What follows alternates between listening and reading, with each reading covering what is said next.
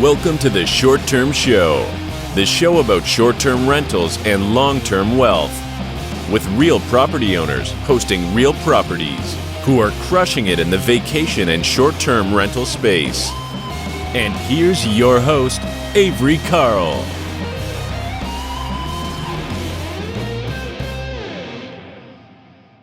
This episode of the Short Term Show is brought to you by the Short Term Shop. 30-year fixed mortgages, tax benefits, and long-distance management training made easy are just a few of the perks of owning a short-term rental. The Short Term Shop can help you buy and learn how to manage your property from anywhere in the world. Just go to theshorttermshop.com and click Get Connected. Again, that's theshorttermshop.com, and we are brokered by EXP. See y'all over there. Hey guys, welcome back to the Short Term Show. Today I have a really interesting guest, Rich Summers. He's done a lot of things. He's got a lot of cool stuff going on, but I will let him introduce himself. Hey Rich, how's it going? Avery, you're doing great. It's been a little while since we last spoke on my podcast about a year ago, but things are rocking and rolling and excited for this conversation today. Awesome. Me too. So why don't you start off by just telling our audience a little about yourself? Yeah, absolutely. So I grew up middle class. My mom is an immigrant from Taiwan, and both of my parents know the value of working hard for your money and saving your money. And I was always taught from a young age to go to school, get good grades, go to college and get a job. And for the most part, that's what I did. I have a background in sales. While I was going to college, I started selling cell phones, and then I went on to sell used cars and really loved sales. And so I thought, I want to go sell commercial real estate when I get out of college. And so I got out in 2008. I interviewed at a couple commercial brokerages, CB Richard Ellis and Grubb and Ellis. And at the time, 2008 was happening. They were like, hey, we love your hustle, but this is not a good time to get into the industry. They pulled those two positions. And I found myself working on a car lot, wondering, what am I going to do with my life? And I stumbled across a job as an air traffic controller with the FAA. And I thought, why not? Let's go do it. And so I ended up doing that for 11 years. And along the way, I read the book Rich Dad Poor Dad, and I remembered real estate, and I thought, I got to get back into real estate and I got to figure this out. So I just became obsessed. I went through this education process where I just started reading a lot of books. I started listening to a lot of podcasts. I started going to networking events and meeting other real estate investors before I had even bought my first deal. And then I did at the time what society tells us is too risky, but I cashed out my retirement plan. I cashed out my 401k, and I used that as my seed money to do my first couple deals. First deal was a 11-unit building, apartment building in Cincinnati, C-class. It had all the issues, all the deferred maintenance, had a lot of learning lessons, fixed that property up. And shortly after that, I joint ventured with a couple partners, and we bought a C-class 32-unit multifamily deal in Indianapolis, also run down, had all the problems, a lot of learning lessons baked in, but fixed up that property and sold it a couple years later for about 3x what we had bought it for. I learned how to raise private money. Started working with people that were doing a lot bigger deals, and started taking down some larger deals, and took down about another 300 units out in North Carolina, all multifamily at this time. But I had accidentally backed into a couple short-term rental deals here locally in San Diego where I lived. And those things were just cash flowing great, even through the pandemic. And I thought, man, I have 3 of these things right now. Why not buy some more? So I actually did a 1031 exchange, and I bought a luxury property out in Scottsdale, Arizona, 7,600 square feet, did a full renovation, put about $800K into it. And it just made it this like really, really cool luxury property where we got a beach volleyball court, full court basketball. We got a speakeasy, putting green, fitness room, all the amenities. Refinanced that one out. Still own that. And along the way, just started managing and co-hosting short-term rentals for others. And then decided last year, when multifamily was getting very competitive, I thought, well, what if we use this management company to go and buy a boutique hotel? We can renovate the hotel, and then we can operate this hotel the same way that we operate all of our short-term rentals around the country. And we can manage these things remotely, free of the on-site management, with the self-check-in, self-checkout model, and kind of force our appreciation that way. So I bought the first hotel last year, a 10-unit hotel up in Northern California, beachfront, renovated the whole thing, relaunched it, and that thing's been doing great ever since. And now we have our second boutique hotel under contract here in San Diego, downtown San Diego, in the Little Italy neighborhood. And yeah, now we're rocking and rolling. That's kind of my story in a nutshell. Okay, so you've done a lot of things. So you've done multifamily long-term, you've done short-term, you're doing boutique hotels. So let's start at the beginning. So you started with just traditional multifamily value add. So how did you do your first deal? How did that happen? Because that's always the hardest one, right? It is. And you don't know what you don't know. And because you haven't done it before, it's like you can read all the books and listen to all the podcasts, but you don't really know it's going to work until you actually go do it. So I was looking all over the country in various markets, but I wanted to get as many units as I could with the money that I had. So ended up doing the first deal in Cincinnati, 11 units, bought it for $350,000. It had all the issues. I hired the wrong property management company to start. 4 tenants moved out as soon as we took over, but had to pivot a couple months into a new property manager, and they were able to help me get those units turned and renovated. And a couple years later, I did a cash out refi, and I was able to pull out all of my down payment and all of the rehab plus a little bit. Okay, that's awesome. How'd you land on Cincinnati? I was just looking at markets had some good cash flow and good fundamentals. It had decent population growth, decent employment growth, and you could still buy at a relatively high cap rate. So I felt like, okay, if I'm going to do my first deal, going into a Midwest market where there's decent cash flow, it'd be kind of hard to screw it up. And so I just thought for the first one, that'd be the path for me. Okay, awesome. And how many multifamily long-term deals did you do before you got into another asset class, whether that be, I guess you got into short-term rental second. So how many did you do before you got into short terms, and what did that pivot look like? Yeah, I did 5 multifamily deals and about 350 units across all 5 deals before I did the first boutique hotel. The first short-term rental was I had a no money down loan through a local credit union. And so I bought a local property here, a little 2-bed, 2-bath condo here in downtown San Diego. Cool little neighborhood, new construction. I bought that thing for $574, put like $14,000 into furnishing. I had no idea what I was doing. And I just threw it up on Airbnb. And this thing has been doing $110,000 gross every single year since I've had it. And it's just been such an easy property because everything's brand new. That's awesome. And what year was that you bought it? This was in 2019. That was the first one. No idea what I was doing. I didn't know anything about AirDNA or any of that stuff back then. I had no idea what I was doing when I started either. Yeah. You learn by doing, I think, more than anything. Absolutely. Okay, awesome. So how many single family or condo short-term rentals, just meaning everything other than boutique hotels, do you have in your portfolio at the moment? Yeah. So right now I own 4 short-term rentals. One of them is the luxury property in Scottsdale. And then we manage about 35 total short-term rental listings. Some of them are ours, and then some are third-party clients, and that's across 9 markets right now. All right, cool. So let's hear some more about the luxury place in Scottsdale, because I think a lot of people right now, they're kind of getting, I think new investors are getting tripped up by not running their own race. They're looking at all of the influencers and all the YouTube channels and seeing all the crazy things that people are doing. They're doing like, tiny home and glamping villages and, just a lot of like really advanced stuff. And I think people get discouraged and think, well, if I'm not going to do this really crazy, cool thing, then I'm just not going to get started. And they don't realize that you can just buy the 2-bedroom condo and furnish it really nicely and do well. So let's hear about this luxury one. How'd you finance it? What did it take to get it? All that fun stuff, all the things. Yeah. So this happened right when I was selling my 32 unit building out in Indianapolis. We bought that for 1.2. We put about 500 into improvements, and then we sold it 2 years later for north of 3 million. And I had 2 partners, and I thought, okay, I want to go buy a luxury short-term rental, something that I can buy at a discount and renovate and add value, and then do a cashed out refi, but then hold this thing long-term and short-term rental it. So I started looking around the country. And although I did my first deal in Cincinnati, my belief and where I want to invest has since pivoted. So I like to go into higher growth markets now, to where I can get a lot more upside on the value add and the renovations. So I did some research, and I found Scottsdale had good tourism year round, and it had good market fundamentals. And so I knew my ability to buy with the 1031. So I could afford about $2.5 million in purchase price. And so I went and toured about 17 or 18 properties out there on the MLS that were in that $2.5 million range. And this one I ended up moving forward with because it had a 1.3 acre lot. It was on a golf course. So I didn't have neighbors behind me. I didn't have neighbors to the side. Basically just had one neighbor on the left side of the property.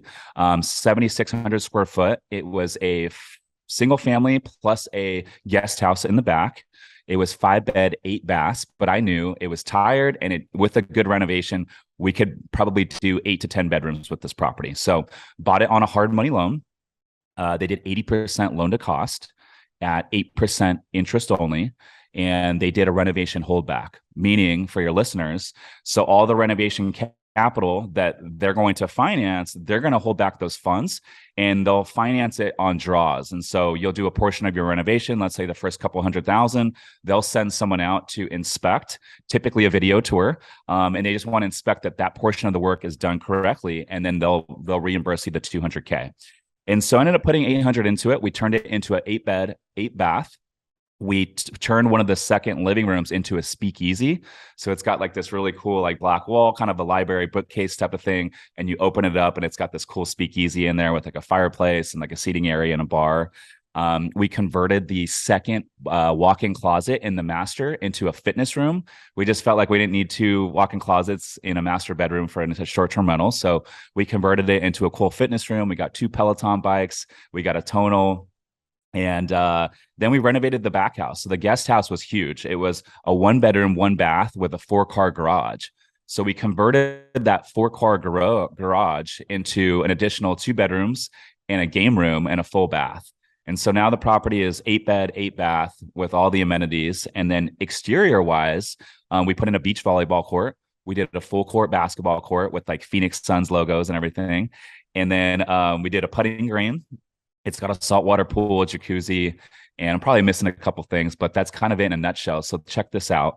Bought it for 2.4. We put in 800, and then it appraised at 4.89. And I did a cashed out refinance, and now just holding the property long term. Wow. So that is a lot of strategies mixed into one. Okay. Newbies, do not try this at home until you are very experienced, because that was a lot. So there's a few things I want to dive into here and talk about a few components. So the short-term shop actually just opened up our Scottsdale office. So if anybody, after hearing Rich talk about this, wants to buy in Scottsdale with us, just email agents@theshorttermshop.com and we'll hook you up. So how did you settle on Scottsdale? What made you choose that market? Yeah, so I love Scottsdale because it's got good tourism year round. You got 4 major sporting teams out there. You got the PGA tournament, the Waste Management tournament every February. And then you had, this year we had the Super Bowl out there, and then you have spring training baseball. And it was a higher growth market. You got good school systems, etc. And I actually bought in the zip code that they call the magic zip code, 85254. And the reason they call it the magic zip code is because it's got a Scottsdale mailing address, but you're actually on the Phoenix side. So you pay the lower property taxes, but you still have the Paradise Valley School District where all the schools are all 9s and 10s. And then you get the lower property taxes. And I also felt like by going into the Phoenix side, you probably have a little bit less chance of like future short-term rental regulations. Okay. Awesome. Yeah. I was just in Scottsdale last week at the Level Up Your Listing Summit, and nice. I have really missed good Mexican food. You cannot get, and by that, I mean like Tex-Mex. So not authentic necessarily, but we don't have that over here in the Panhandle of Florida. So being an ex-Texan, I've really missed that kind of food. So like every single meal, same type of food. It was great, which love is not, that. Yeah. I love good Mexican food, but being in San Diego, I gotta admit, you're lucky. Nothing in the country competes with San Diego Mexican food. I mean, we're so close to Tijuana, and we got California burritos over here. I love tacos. What are the pork ones called? Tacos al pastor. Oh my gosh, my favorite. Yeah. See, I lived in Texas for 6 years, and I also lived in Los Angeles, so I've had access to good, authentic Mexican, and then Tex-Mex. And then like living in Nashville and then here in the Florida Panhandle, there's just nothing. It's just like that, side of the road, big plate of goopy. I call it goopy Mexican. There's fresh Mexican and goopy Mexican food. I'll have to try goopy Mexican sometime. I got it. Yeah. So the Tex-Mex stuff had like the white queso sauce, like dipping sauce for chips. I actually kind of like that in a weird way. Yeah. Well, so what we have here is just like Garbage. It's just garbage. That's the only way, the only way to describe it. Anyway, back to business. Yeah. Do not invest in short-term rentals based on where you can get the best Mexican food, although it's tempting. Hey guys, if you're enjoying the content of our podcast, but you have additional short-term rental questions, we host a weekly live question session that you guys can join for free. It's at 1 p.m. Eastern on Thursdays. And if you head over to strquestions.com, you can sign up. So not only am I the host of this show, but I also own and manage my own properties, and I'd be happy to answer any questions that you have about short-term rental investing. So please join us anytime for a free weekly live Q&A on Zoom. Sign up at strquestions.com. All right, you said why you've chosen Scottsdale and kind of how you chose the location. So you mentioned a hard money loan. I think a lot of new investors listen to a lot of podcasts and they think that they can't just go get a conventional loan and buy a house and rent it, which they absolutely can. So can you tell us, as an expert and an experienced investor, when is a good time to use a hard money loan? Because it's not all the time. It's not on every property. Yeah, I think a good time to use it is when you're going to do a full renovation on a property. So if you're going to do a steep value add and you're going to put a lot of renovation money into improvements, it will make sense to get a hard money loan because they will finance a percentage of the purchase price and they will finance a percentage of the renovation. So with this particular deal, the lender financed 80% of the purchase and 80% of the renovation.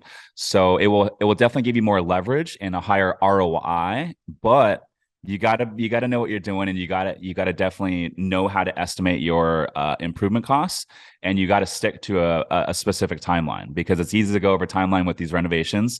A lot of these hard money loans might only be 12 months. There are some hard money lenders out there that prey on investors not hitting their timelines. So you got to be cognizant of that. Make sure you have some extensions and make sure you're good on your budget.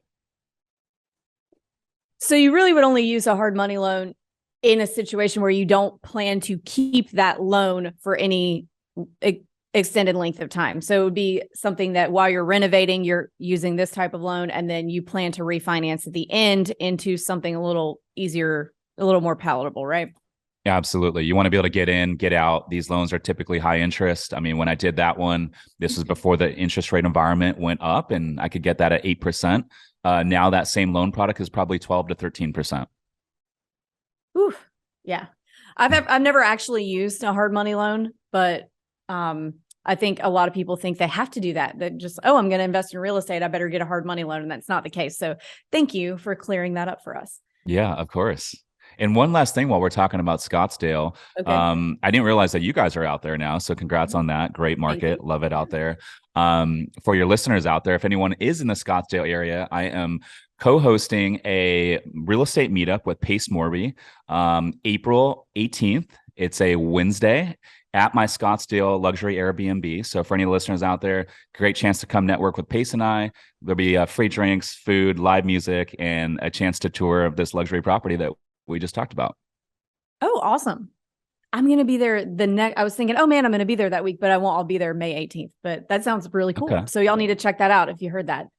Okay. So you mentioned co-hosting. Let's talk about that first, and then we'll get into the hotels. So what made you decide, hey, I think I'm going to co-host for other people or manage other people's property? Because for me, I'm like, oh my gosh, I don't want to manage. Like, I have a hard enough time. It's enough headache managing our own properties with just, dealing with guests and different personalities. So I don't want to add another set of personalities to the mix over here on the owner side. So tell me a little bit about what made you decide to do that.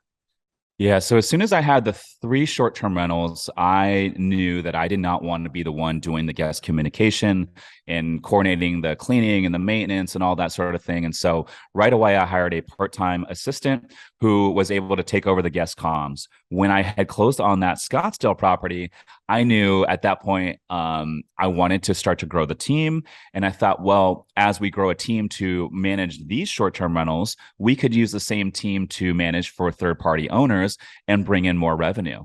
And so at the time, I thought, well, I know a lot of people who have invested in my multifamily deals. I wonder if any of them would be interested in buying a short-term rental if we identified the deal, and then we would do all the work. We would design, set it up, and we would actually manage it for them, making it hands-off. So there was a a good amount of interest of it. A lot of people had invested in my past deals, thought, well, I have some extra money. I want to buy a short-term rental and see what it's all about. And so a lot of those individuals ended up buying short-term rentals. And we would basically do everything. We would identify the deal. We would design, set it up, and manage the entire thing. And so we were able to build our co-hosting portfolio through that strategy. That's really interesting. So you went from, were you actually syndicating deals, or you just had like a few friend investors? Okay. So you went from your syndicating and went to that same group of investors and said, hey, here's a different way to do this. And that's really, really smart. I haven't heard of anybody using that strategy to build a co-hosting portfolio yet. Most people just they go about it a different way, but coming from the long-term syndication world over here, you already had like a whole pool of people who would do this. That's genius. I love it. Yeah. And, when they're investing in the syndications, they're investing into an LLC as a limited partner. And so I just said, hey, this is an opportunity for you to get direct ownership, but it's still hands-off and passive because we'll do all the work. And they loved it. Oh man. Yeah, that is genius. Because that's the exact pool of the exact type of investor that you would want as a property manager, somebody who wants to be completely passive. So that's, wow, you just blew my mind. That was genius. Great move. I'm impressed. I will say this though, and generally speaking, what you said is correct. And that was my intuition all along, is like a great passive investor or a limited partner in a syndication is going to be a great third-party owner to manage for, because they understand being passive and hands-off. But I will say, buying a short-term rental and having direct ownership for some limited partners is a little bit more of an emotional thing, because now it's under their personal name or their personal LLC, and they want to be a little bit more hands-off. So generally speaking, what you said is true, but there is a caveat. Yeah. I guess there's exceptions to everything, but yes. Good. I love that move. Okay. So let's talk about now the marriage of multifamily and short-term rentals. So it's funny because we have a lot of multifamily also that we long-term, no short-term in there. And people always say, well, why don't you think about turning those into short-terms? And I'm like, because they're my long-terms and they're doing what they need to do. And by the way, that would be a hotel. Like you've independently come to the idea of what a hotel is. So what made you decide to get into the hotel space? Because I think anybody who's ever owned a short-term rental has driven by, one of those cool old retro roadside motels and been like, man, that would be really cool to renovate and turn it into just like an Airbnb short-term rental. So I think we've all had that idea. I personally have never made the effort and probably won't make the effort, to be honest, because I'm just at a point where it's like, we have enough doors. I think we might be at a point of starting to pay some things off rather than adding more work for more money. We'll just pay some things off and make more money for the same amount of work. But had the idea kind of come to me and the ability to buy a motel like that sooner in our investment career, I probably would have. But I do find it really cool and kind of a fun idea. So I want to hear about the nuts and bolts of that, what the numbers look like, how you structure that deal, everything. Yeah, I love that you said a marriage between multifamily and short-term rentals. I have not heard that before, but it actually makes a lot of sense. So as multifamily became more and more overheated, especially in 2021, when we're coming out of 2020, where the government printed 40% of the money supply. They dropped interest rates basically to zero. And so at that time, a lot of multifamily money, it was just looking for these assets. And so we were underwriting a lot of deals. Any good deal with a decent pricing guidance in a good market would have 40 to 50 property tours, and they would have 25 to 30 offers. And so we just felt like it became more and more challenging to compete. And so I came up with the idea. I said, well, what these short-term rentals are doing so good. And now I have this management company to where it gives us full control and we can operate and manage these properties remotely. What if we go buy a boutique hotel?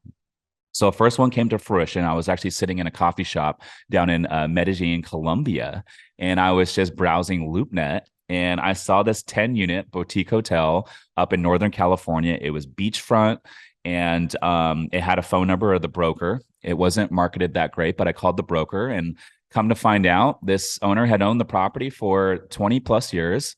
It was a 2000 built property, so it had great bones. It was beachfront, and he just wanted to retire, and he was willing to seller finance the deal. And she said, "Hey, like, the property's kind of remote. It's in Humboldt County. No one's really took the time to come up here and tour the property." So I flew up there and toured the property. Actually flew up there with the seller in a small airplane. It's an area called Shelter Cove. It's beachfront, and there's a little tiny like airport right next to the hotel. You fly in, it's gorgeous, and you just walk off the runway over to the hotel. And at the time, I remember it was a Monday, and there was only one of the 10 units were occupied, and it was very rural. And I remember thinking, I don't know if this is going to work for our business model. But what gave us the confidence to move forward is we actually went and walked some of the surrounding hotels.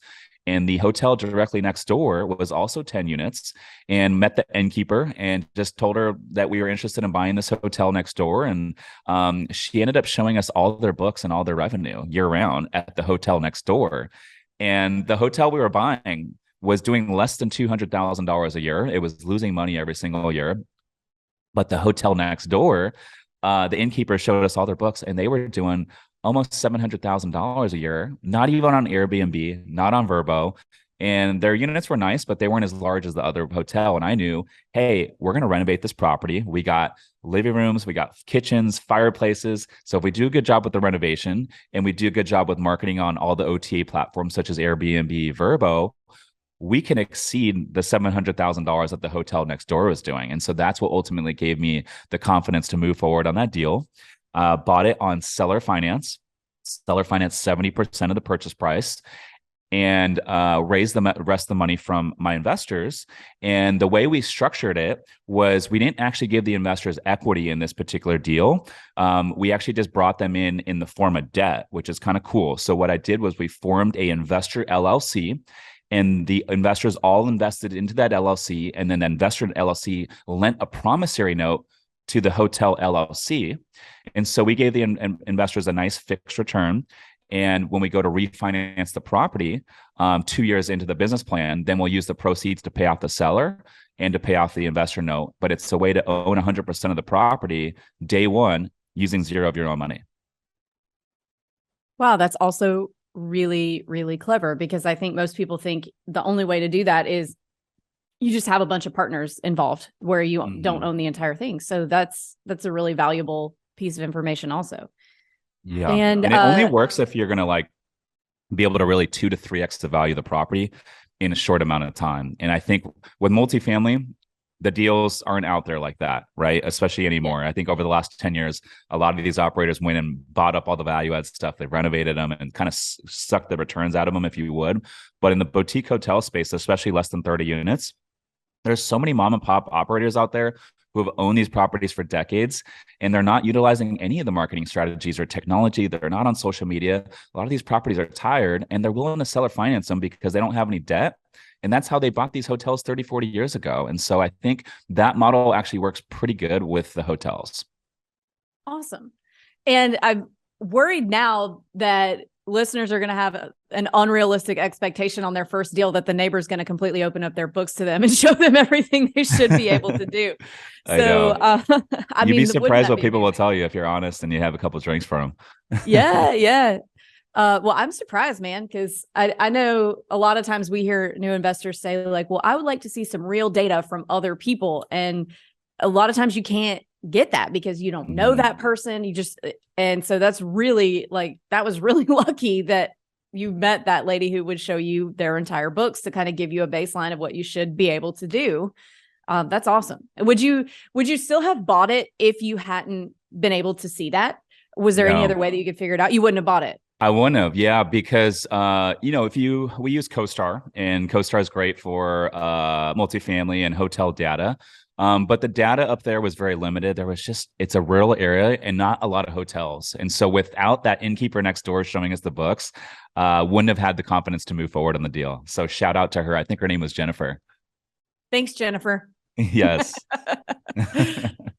Oh, man. Well, all right. So we are coming to the end of our time. So we have 3 questions that we ask every single guest that comes on the show. The first one is, what advice would you give 20-year-old Rich if you knew then what you know now? Just get started in real estate sooner. I know it sounds cliche, but a lot of people that are looking to do their first deal, it's easy to get distracted. It's easy to get stuck because there's so many different ways to make money within real estate, but there's no right or wrong. And I think the true value is just to get started and do your first deal, because you don't know what you don't know. Totally agree with that. And that's kind of how we got started too. We just said, all right, we're doing this. And we did not wait for everything to be perfect before we did it. And I always say it's kind of like having a baby. You're never going to say like, okay, everything's ready. I'm ready to have a baby. Yeah. You just it happens and you make it work. So I agree with that. You just have to get going and you learn as you go. It's everything in life. The timing is never going to be perfect. And sometimes you just got to take action and figure out how. Exactly. This question is kind of similar, but what advice would you give a new investor who's getting started today at this point in the market in 2020? What year is it? 2023. So right now we're in an interest rate environment that's volatile. We're in a market that's softening. So in order to buy in this market, it's going to be different strategy than what it was 3, 4, or 5 years ago. So right now, in order for me to buy, it's 3 things. I need to buy at a discount. So make sure you're not overpaying for a property. Number 2, I need to buy a property that I can renovate and improve and add value. Maybe it's through increasing the income. Maybe it's through implementing better management strategies, but I need to be able to add value. And then number 3, I need to secure some good debt to where I don't have a crazy prepayment penalty and I can refinance out of this debt when the interest rates go back down. Great advice. And last question, what is your favorite book that's impacted your mindset? Oh man, I would say, so the first one I read was Rich Dad Poor Dad by Robert Kiyosaki. But I would say the one that I actually stuck to most was Multifamily Millions by Dave Lindahl. And the reason I say that one is because it just teaches you, like, as a brand new investor, and you don't know anything about commercial real estate, it teaches you the power of buying a commercial property that's underperforming and renovating it, making it nice again, and how you can force your appreciation that way. And it just gives you all the fundamentals and confidence to go do your first commercial deal. And so it'd have to be Multifamily Millions. Nobody said that one yet, and I have not read that. And I will go read that. Putting it on my list, putting it on my Audible. Yeah, got a long set of flights tomorrow. We're heading to Montana on a ski trip with the kids, but it's nice. Two separate layovers, which I'm regretting now before even having left the house. But anyway, that's tough. The 2 is tough, but I'm sure it'll be worth it. Yeah. All right. Well, Rich, if any of our listeners want to find out more about you, follow you, all of those fun things, how can they find you? Yeah, so I'm very active on social media. My Instagram handle is @rich_Somers. That's SOMERS. If you want to learn more about investing passively in boutique hotels, it's somerscapital.com. And I have a new podcast that's in person. Got a studio out here in San Diego. We're going to have Avery on, hopefully in Nashville. Would love to have you on the show then, but it's called The Rich Somers Report. We do a lot of how-to stuff. I do a lot of interviews with some high-level guests. And so that's exciting. And then lastly, we are rolling out a mastermind next week that's going to be geared around how to buy a boutique hotel using zero of your own money and how to operate it. So excited for that. Oh, great. Because that was the main thing about this interview that I was like, man, that's really cool how he did that. And you're going to teach us how to do that. No one's really doing the boutique hotel mastermind thing right now. And so I told the team, I'm like, you know what? This is our opportunity. Let's do it. And let's see if we can help a bunch of other people. So excited for that. Awesome. And what's the link for that again? I know you said it, but I missed it. So yeah, so we haven't rolled it out yet, the boutique hotel mastermind, but we will next week. But if you just go to my social media, it's @rich_Somers. I'll have all the updates there.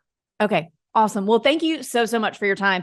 It's a really, really helpful interview and, a lot of techniques and strategies that we haven't heard about yet on the show. So thanks so much. Yeah, absolutely. Thank you so much for having me on and excited to connect in Nashville. Yeah, anytime. See you then. Yep.